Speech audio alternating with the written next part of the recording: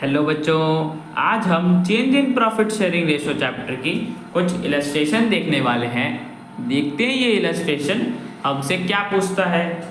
अनिल, मानवी और पायल तीन पार्टनर्स हैं जो प्रॉफिट शेयर करती हैं 5:3:2 की रेशो में। हमें उनकी बैलेंस शीट दे रखी है 31 मार्च 2024 को। ये बैलेंस शीट थी उनकी। इसमें capital account, general reserve, workman compensation reserve और सन्डी क्रेडिटर्स है। लाइबिलिटी साइड और एसेट साइड में land, building, machinery, stock, bill receivable, सन्डी debtors, cash at bank और कैश इन हैंड है। ठीक है बच्चों, आगे में बता रखा है कि उन्होंने डिसाइड करा कि वह प्रॉफिट शेयर करेंगे 2:2:1 की रेशियो में 1 अप्रैल 2024 पे। और कुछ हमें टर्म्स दे रखी है बच्चों, हमें उनकी एडजस्टमेंट करनी है। तो बच्चों सबसे पहले हम देख लेते हैं, ये होगी उनकी ओल्ड प्रॉफिट शेयरिंग रेशियो और ये वाली होगी न्यू प्रॉफिट शेयरिंग रेशियो। आगे बच्चों सब एडजस्टमेंट देखते जाते हैं और साथ साथ उनकी हमें जर्नल एंट्री करनी है और रिवैल्यूएशन अकाउंट बनाना है। ठीक है बच्चों, ये इन सारे टर्म्स की जर्नल एंट्री पास करके रिवैल्यूएशन अकाउंट बनाना है। तो बच्चों बनाते हैं। सबसे पहले बच्चों देखो यहाँ पे बोला है फर्स्ट पॉइंट में, land and building be appreciated by 10%। जो लैंड एंड बिल्डिंग है उसकी वैल्यू बढ़ गई है 10% से। ठीक है बच्चों, लैंड एंड बिल्डिंग की हमारे वैल्यू बढ़ा दी 10% से, ये हमें बोला हुआ है। सेकेंड पॉइंट में बोला है कि machinery be reduced by 15%। Machinery की वैल्यू कम हो गई है 15% से। आगे बच्चों में बोला कि स्टॉक बढ़ गया है, 1 लाख रुपए तक पहुंच गया है। स्टॉक बढ़ के 1 लाख रुपए का हो गया है। फोर्थ पॉइंट में बोला है प्रोविजन फॉर डाउटफुल डेब्ट्स हमें बनाने हैं सन्डी डेटर्स पे 5% के हिसाब से। फिफ्थ पॉइंट में बच्चों बोला हुआ है creditor of ₹5,000 is not to claim the dues, hence it is to be return back. एक क्रेडिटर है जिसको हमें 5,000 रुपये देने थे, बट अब वो अपना पैसे नहीं मांग रहा है, अब हमसे पैसे नहीं लेने वाला। तो बच्चों से क्या हुआ है, हमारी लायबिलिटी कम होगी। अब क्रेडिटर हमसे पैसा नहीं लेगा तो हमें इतने पैसे नहीं देने पड़ेंगे, तो हमारी लायबिलिटी कम हो गई है। आगे बच्चों में बोला हुआ 6 पॉइंट में कि वर्कमैन कंपनसेशन का क्लेम है 10,000 का। और 7 पॉइंट में बोला हुआ है कि हमने एक चार्टर्ड इंजीनियर का सर्विस यूज करा था अपने लैंड और बिल्डिंग की वैल्यू निकालने के लिए, जिसको हमें 2,000 रुपये देने पड़े उसकी सर्विस के लिए। हमने एक चार्टर्ड इंजीनियर बंदे को बुलाया अपनी लैंड और बिल्डिंग की रिवैल्यूएशन कराने के लिए, वापस से वैल्यू कैलकुलेट कराने के लिए, जिसके लिए 2,000 रुपये हमें उसे देना पड़ा एक्सपेंस के हिसाब से। तो बच्चों में जर्नल एंट्री पास करने। तो बच्चों सबसे पहले बैलेंस शीट में से देखना शुरू करते हैं। देखो बच्चों, बैलेंस शीट में हमें यहाँ पे जनरल रिजर्व दे रखा है। ठीक है, जनरल रिजर्व 20,000 का है और कोई भी टर्म्स हमें बोला नहीं कि कैसे यूज करना है। तो सबसे पहले इसी की जनरल एंट्री पास कर देते हैं, बिकॉज जब भी कोई इन्फॉर्मेशन ना हो तो ये पार्टनर्स के बीच में डिस्ट्रीब्यूट हो जाता है उनकी ओल्ड प्रॉफिट शेयरिंग रेशियो में। तो बच्चों जनरल रिजर्व को बांट देते 20,000 को 5:3:2 की रेशियो में। तो बच्चों जनरल रिजर्व को डेबिट कर दिया, बिकॉज पहले क्रेडिट करा था, अब इसे ट्रांसफर कर रहे हैं तो डेबिट कर दिया। और तीनों पार्टनर कैपिटल अकाउंट में क्रेडिट कर दिया 5:3:2 की रेशियो में। तो अनिल को इतना मिल गया, मानवी को इतना मिल गया और पायल को इतना मिल गया। ठीक है बच्चों, तो जनरल रिजर्व हमारी एंट्री हमने ट्रांसफर कर दी, पार्टनर्स को मिल गया। अब बच्चों नेक्स्ट पेज पे चलते हैं। देखो बच्चों नेक्स्ट पेज पे आगे हम वर्कमैन कंपनसेशन रिजर्व की एंट्री पास करेंगे। तो बच्चों देखो वर्कमैन कंपनसेशन रिजर्व हमारा 30,000 का दे रखा है बैलेंस शीट में। ठीक है, वर्कमैन कंपनसेशन 30,000 का है। और बच्चों याद करो टर्म से हमें क्लेम भी बोला हुआ है कि वर्कमैन कंपनसेशन का क्लेम आया हुआ 10,000, मतलब किसी वर्कर ने क्लेम करा है 10,000 रुपये। वर्कमैन कंपनसेशन क्लेम है 10,000 का। तो बच्चों देखो हमारे पास रिजर्व है 30,000 का और क्लेम है 10,000 का। तो बच्चों क्लेम तो हमें देना है, 30,000 में से 10,000 रुपीज दे दिए, तो बच्चों हमारे पास जो 20,000 बचेंगे वो पार्टनर्स के बीच में डिस्ट्रीब्यूट हो जाएगा। तो बच्चों यही करना है हमें इस पॉइंट में और उसकी जनरल एंट्री पास कर लेते हैं। तो बच्चों देखो कैसे करेंगे, वर्कमैन कंपनसेशन रिजर्व को ट्रांसफर कर रहे हैं तो डेबिट कर दिया 30,000। और वर्कमैन कंपनसेशन क्लेम मैंने बताया क्रेडिट किस लिए करते हैं, बिकॉज हम लायबिलिटी क्रिएट करते हैं कि इतना हमें अभी क्लेम का पैसा देना है। 10,000 रुपये का क्लेम था तो हमने रिजर्व में से वो पैसा यूज करके क्लेम में दे दिया। Workman compensation claim liability create कर दी 10,000 से। और बच्चों 10,000 देने के पास हमारे पास 20,000 बचे ना, अब उस पर तो हमें कोई क्लेम नहीं देना। और मैंने जब भी बताया कोई क्लेम ना हो या इन्फॉर्मेशन ना हो तो जो वर्कमैन कंपनसेशन रिजर्व में रिमेनिंग अमाउंट होता है वो पार्टनर्स को मिल जाता है उनकी ओल्ड प्रॉफिट शेयरिंग रेशियो में। तो बच्चों तीनों पार्टनर्स को दे दिया, अनिल, मानवी, पायल, उनको इतना इतना मिल गया। 20,000 को हमने बांट दिया 5:3:2 की रेशो में। ठीक है बच्चों, एक बार रेशो में वापस से चेक कर लेता हूँ। रेशो बच्चों, हाँ 5:3:2 की रेशो में बांट दिया, तो सबको पार्टनर्स को, तीनों पार्टनर्स को इतना इतना शेयर मिल गया, 10,000, 6,000, 4,000। ठीक है बच्चों, तो वर्कमैन कंपनसेशन रिजर्व की भी हमने एंट्री पास कर दी, क्लेम में भी दे दिया और बाकी रिमेनिंग अमाउंट ट्रांसफर कर दिया।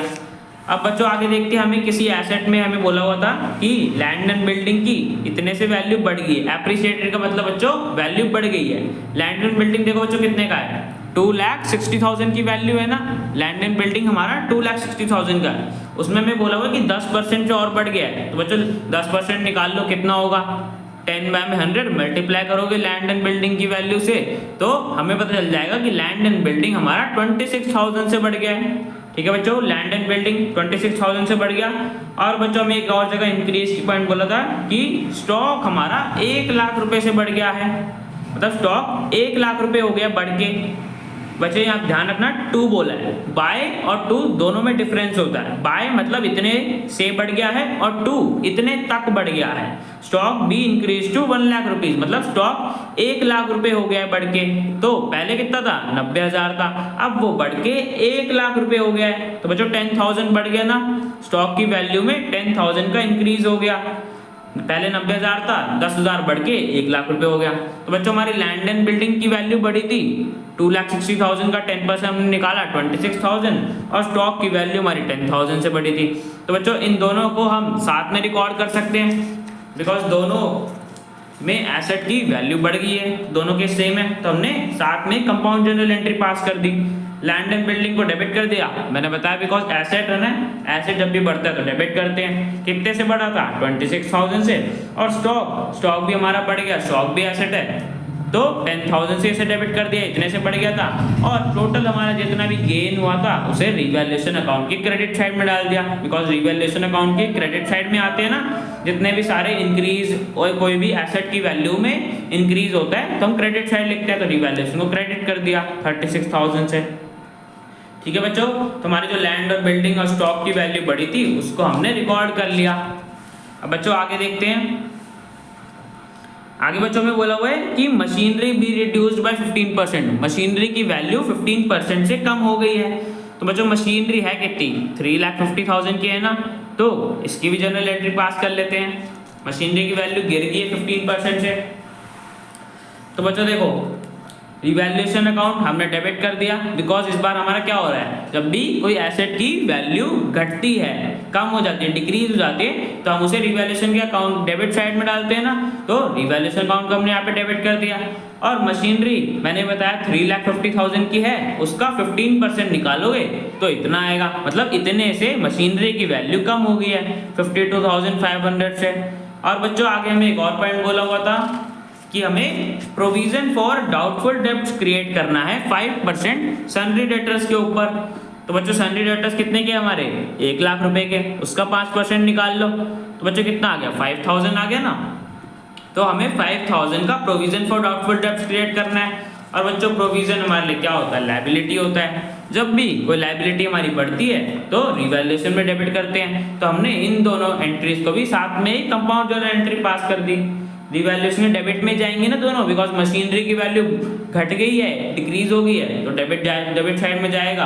और हमारे एक नई लायबिलिटी क्रिएट हो रही है तो डेबिट साइड में जाएगा। Provision for doubtful debts liability होती है, मशीनरी 52,500 से घट गई है, इतने से डिक्रीज हो गई है, और प्रोविजन फॉर डाउटफुल डेब्ट्स हमने क्रिएट करे हैं 5,000 रुपए के, तो टोटल रिवैल्यूएशन अकाउंट में 57,500 ट्रांसफर कर दिए।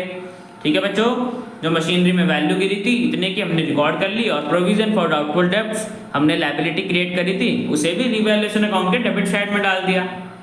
ठीक है बच्चों, तो ये जनरल एंट्री हमने पास कर दी। अब बच्चों नेक्स्ट केस देखते हैं। नेक्स्ट बच्चों 5th पार्ट में हमें बोला हुआ है कि एक क्रेडिटर है, वो अपने 5,000 रुपये नहीं मांगने वाला, मतलब हमें उसे 5,000 रुपये देने थे, वो 5,000 रुपये का क्रेडिटर था। अब वो पैसे नहीं मांगने वाला, वो क्लेम नहीं करने वाला, तो हमें उसे रिटर्न बैक करना है, मतलब अपने बुक से हटाना है। अब हमें 5,000 रुपये और नहीं देने, तो बच्चों हमारे यहाँ पे क्या हुई है, लायबिलिटी कम होगी ना, हमें 5,000 रुपये नहीं देने तो लायबिलिटी कम हो गई। तो बच्चों कर लेते हैं इसकी एंट्री। देखो बच्चों, क्रेडिटर हमारी लायबिलिटी होती है और लायबिलिटी जब भी कम होती है तो हम उसे डेबिट करते हैं। सो सन्ड्री क्रेडिटर्स को डेबिट कर दिया 5000 से और रिवैल्यूएशन अकाउंट को क्रेडिट कर दिया बिकॉज यहाँ पे हमें गेन हो रहा है और हमारी लायबिलिटी कम हो रही है। जब भी लायबिलिटी की वैल्यू घटती है तो हम उसे क्रेडिट साइड लिखते हैं, तो रिवैल्यूएशन अकाउंट को क्रेडिट करते हैं। तो रिवैल्यूएशन को हमने क्रेडिट कर दिया 5000 से। ठीक है बच्चों, इतना पैसा हमें नहीं देना था उस क्रेडिटर को, तो अब वो पैसे नहीं मांग रहा तो उतनी हमारी लायबिलिटी कम हो गई। तो बच्चों इसकी भी हमने जनरल एंट्री रिकॉर्ड कर ली। अब बच्चों चलते हैं नेक्स्ट केस पे जिसमें हमें बताया हुआ है। ये बच्चों वर्कमैन कंपनसेशन वाला तो हमने पहले ही कर लिया। आगे बच्चों में याद बताया हुआ है ना एन एक्सपेंस, जो मैंने बताया था कि हमने चार्टर्ड इंजीनियर से अपने लैंड और बिल्डिंग की वैल्यू रिकैलकुलेट कराई थी, रीवैल्यू कराई थी कि अब इसकी मार्केट में वैल्यू कितनी है, तो उसको हमें उसकी सर्विस के लिए 2000 रुपये देने पड़े थे। तो बच्चों इसको भी हम रिवैल्यूएशन अकाउंट में दिखाएंगे। रिवैल्यूएशन एक्सपेंस हुआ है ना हमारा ये, जिसके हमने लैंड और बिल्डिंग की वैल्यूएशन कैलकुलेट करवाई है इंजीनियर से। तो कैश से हमारा पैसा चला गया, कैश के बैंक आप कुछ भी लिख सकते हो, तो हमने उसको क्रेडिट कर दिया। जब भी पैसा जाता है तो क्रेडिट करते हैं। और रिवैल्यूएशन अकाउंट में हमारा एक्सपेंस है और एक्सपेंसेस बच्चों कौन सी साइड में जाते हैं, डेबिट साइड में जाते हैं ना, तो हमने रिवैल्यूएशन अकाउंट को डेबिट कर दिया। 2000 रुपये हमने एक्सपेंस पे करा लैंड और बिल्डिंग की वैल्यूएशन कराने के लिए, वापस से उसकी वैल्यू कैलकुलेट करने के लिए। ठीक है बच्चों, तो बच्चों सारी एंट्री अब हमने पास कर दी, जितने भी हमें टर्म्स बोली थी हमने सब पे एंट्री पास कर दी। अब बच्चों देख लेते हैं रिवैल्यूएशन अकाउंट में हमारा गेन हो रहा है या लॉस हो रहा है। बच्चों वो कैसे निकालेंगे, रिवैल्यूएशन अकाउंट प्रिपेयर करके, जो कि हमें क्वेश्चन में बोला है जनरल एंट्री पास करने के बाद रिवैल्यूएशन अकाउंट प्रिपेयर करना है। तो बच्चों करते हैं। बच्चों देखो रिवैल्यूएशन अकाउंट मैंने बताया क्रेडिट साइड में हमारी एसेट की वैल्यू बढ़ती है या लायबिलिटी कम होती है तो हम क्रेडिट साइड में डालते हैं। अब बच्चों लैंड एंड बिल्डिंग की हमारी वैल्यू बढ़ी थी ना 26000 से, तो उसे डाल दिया क्रेडिट साइड में, ट्रांसफर कर दिया। स्टॉक को भी ट्रांसफर कर दिया बिकॉज स्टॉक की भी वैल्यू बढ़ गई थी 10000 और हमारी लायबिलिटी कम हो गई थी। सन्ड्री क्रेडिटर्स हमें 5000 रुपये नहीं देने थे उस क्रेडिटर को, तो लायबिलिटी कम हो गई तो उन्होंने क्रेडिट साइड में डाल दिया। और बच्चों डेबिट साइड में कौन कौन सी आएंगी, मशीनरी की बच्चों हमारी वैल्यू घट गई थी ना। अगर किसी भी एसेट की वैल्यू डिक्रीज हो जाती है और लायबिलिटी क्रिएट हो जाती है, मतलब लायबिलिटी की वैल्यू बढ़ जाती है और एसेट की वैल्यू घट जाती है, तो हम उसे रिवैल्यूएशन अकाउंट के डेबिट साइड में डालते हैं। तो मशीनरी को डेबिट कर दिया बिकॉज मशीनरी की वैल्यू घट गई थी 52,500 से इतने से डिक्रीज हो गई थी। और प्रोविजन फॉर डाउटफुल डेब्ट, तो बच्चों हमने लायबिलिटी क्रिएट करी थी, इतना प्रोविजन हमने पहले से बना के चले थे 5000 रुपये।